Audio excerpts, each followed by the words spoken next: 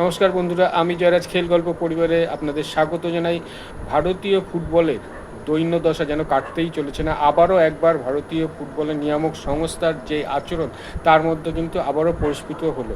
ভারতীয় ফুটবলের একটা বড় সুযোগ এসছিল জাপানে অনুষ্ঠিত এশিয়া কাপে খেলার, যেখানে মূলত আন্ডার 23 টিমকে, পুরুষ ফুটবল টিমকে আমন্ত্রণ জানানো হয়েছিল এবং ডিসিশন হয়েছিল যে আন্ডার 23 ফুটবল টিম খেলবে এই ফুটবল ইভেন্টে, অবশ্যই পুরুষদের ফুটবল ইভেন্টে। সেখানে অস্ট্রেলিয়া এই সুযোগ পেয়েছিল পারফরমেন্সের বিচারে। অস্ট্রেলিয়া কিন্তু খেলবে না ঠিক করেছে, সেই কারণে তারপরে ভারতকে আমন্ত্রণ জানানো হয় এই টুর্নামেন্টে অংশগ্রহণ করার জন্য, এবং অবশ্যই পারফরমেন্স বিচারে। সেখানে ভারতীয় সংস্থা এএফএফ এবং ভারতীয় গভর্নমেন্ট তারা ঠিক করেছে যে ভারতীয় ফুটবল টিমকে, মেন্স ফুটবল টিমকে আন্ডার 23 এই ইভেন্টে খেলার জন্য পাঠাবে না। কেন? কারণ হচ্ছে গিয়ে এই ইভেন্টে পাঠালে যে আর্থিক একটা খরচা আছে, সেই খরচাটা কমানোর জন্য। কারণ এই ইভেন্টে ভারতের কোনো সুযোগ বা কোনো চান্সেস নেই পদক জেতার। তো সেই কারণে তারা ঠিক করেছে এই ইভেন্টে পাঠালে শুধুমাত্র পয়সার অপচয়। সেই কারণে আমাদের এআইএফের নিয়ামক সংস্থা, যারা এআইএফের গদিতে বসে আছে সর্বেসর্বা, এবং ভারতীয় গভর্নমেন্ট, তারা ঠিক করেছে যে আমাদের ফুটবল টিমকে পাঠানো হবে না। মূলত এই যে আন্ডার 23 টিম ফুটবল টিম, তারা কিন্তু যথেষ্ট ভালো পারফরমেন্স করেছে আন্ডার 23 এশিয়া কাপে, যেখানে নৌশাদ মুসা স্যারের অধীনে তারা বাহরাইনের মতো টিমকে হারিয়েছিল। কাতারের সাথে 10 জনে হয়ে সমানে সমানে লড়াই করেছিল চোখে চোখ রেখে। এবং এই আমি আমার আগের ভিডিওতে বলেছিলাম যে এই টিমটা কিন্তু অবশ্যই একটা স্বপ্ন দেখাচ্ছে, ভবিষ্যতে ভারতের ফুটবলে একটা উজ্জ্বল দিক উঠে আসবে এদের দ্বারা, এবং এদের মধ্যে অনেক প্রতিভা রয়েছে, সম্ভাবনা রয়েছে। এমনিতেই ভারতীয় ফুটবলের এখন যে অবস্থা, সেটা কিন্তু খুবই দৈন্য দশা। মানে এই যে একটা আইএসএল লিগ, সেটাও নম করে হচ্ছে এবছর, স্পন্সর পাওয়া যায় না। আইএসএল যে করবে, কেউ স্পন্সর করতে চাইছে না। পরের বছর কিভাবে হবে, সেটা একটা বড় প্রশ্নচিহ্ন। সেই জায়গায় ভারতীয় ফুটবলের গভর্নমেন্টের তরফ থেকে অবশ্যই সাপোর্ট দরকার ছিল, তাদেরকে পাঠানো উচিত ছিল। খেলায় হার জিত আছে, অবশ্যই তারা গিয়ে খেলতো, তারা একটা এক্সপিরিয়েন্স গ্যাদার করতো এই বড় মঞ্চে।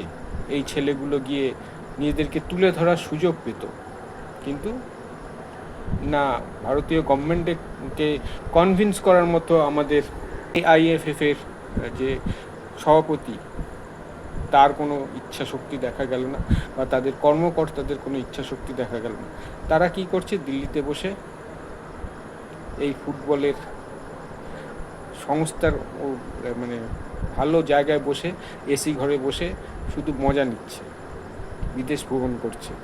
কিন্তু ভারতীয় ফুটবলের যে উন্নতি হবে, সেই উন্নতির দিকে কিন্তু কোনো রকম চিন্তাভাবনা করছে না। সেটা আমরা দেখতেই পাচ্ছি। ভারতীয় ফুটবলে একটা ভালো লিগ নেই, পরিকাঠামোর কোনো উন্নতি নেই, গ্রাসরুট লেভেলে কোনো উন্নতি নেই, যে তাদের ঠিকমতো পরিচর্যা করাবে, তাদেরকে ঠিকমতো ট্রেনিং দেওয়া হবে। তার আমাদের ফুটবলের উন্নতি কিভাবে করা যায়, তার একটা রূপরেখা তৈরি করতে হবে, এরকম কোনো নেই। রেফারিদের মান অনুন্নত, রেফারিরাও যে তাদের রেফারিংয়ের মান উন্নত করবে, সেরকম ট্রেনিং বা তাদের সেইভাবে ট্রেন করা, শিক্ষা দেওয়া, সেরকম কিছু ফুটবল সংস্থা রয়েছে, কিন্তু ফুটবলের উন্নতির জন্য কোনো ব্যবস্থা আমরা দেখতে পাই না। যাই হোক করে নৌশাদ মুসার অধীনে এই ছেলেগুলো খুব ভালো পারফরমেন্স করছিল, কিন্তু দেখা গেল যে তাদেরকেও সেই সুযোগ থেকে বঞ্চিত করা হলো। জানি না এর ফলে ভারতীয় ফুটবলের কতটা উন্নতি হবে, কিন্তু এটা শিওর বলতে পারি, ভারতীয় ফুটবলের অবনতি অবশ্যই হবে। অবশ্যই। এটা যদি অন্য স্পোর্টস, ক্রিকেট হতো, তাহলে কিন্তু এরকম ডিসিশন হতো না। কারণও আছে, বিসিসিআইয়ের কাছে প্রচুর পয়সা রয়েছে, তারা কোনো গভর্নমেন্টের ধার ধারে না। কিন্তু এআইএফএফের কাছে সেরকম অর্থবল নেই, এবং চেষ্টাও করে না কাউকে কনভিন্স করে, গভর্নমেন্টকে কনভিন্স করে যে তাদেরকে এই ইভেন্টে পাঠানোর। এরকম চলতে থাকলে অবশ্যই বলবো যে ভারতীয় ফুটবল একটা ইতিহাসের খাতায় একদিন লেখা থাকবে। আমরা শুধু ইতিহাসে দেখতে পারবো ভারতীয় ফুটবল একটা দল ছিল। যাই হোক, খারাপ লাগছে এই ছেলেগুলোর জন্য, নৌশাদ মুসা স্যারের জন্য। তার এই অক্লান্ত পরিশ্রমকে কেউ ভ্যালু দিচ্ছে না, এই ছেলেগুলোর খেলার কেউ ভ্যালু দিচ্ছে না, তাদের পাশে কেউ নেই। কিন্তু আশা করব খুব তাড়াতাড়ি এআইএফএফের এবং ভারতীয় গভর্নমেন্টের সবার টনক নড়বে, তাদের চোখ খুলবে এবং আমাদের ভারতীয় ফুটবলের দিকে, উন্নতির দিকে জাস্ট একটুখানি ঘুরে দেখবে। তো বন্ধুরা, আজ এখানেই শেষ করছি। দেখা হচ্ছে পরের ভিডিওয়ে। তোমরা ভালো থেকো, সুস্থ থেকো, সঙ্গে থেকো। আর আমার এই ভিডিওটিকে অবশ্যই শেয়ার করো।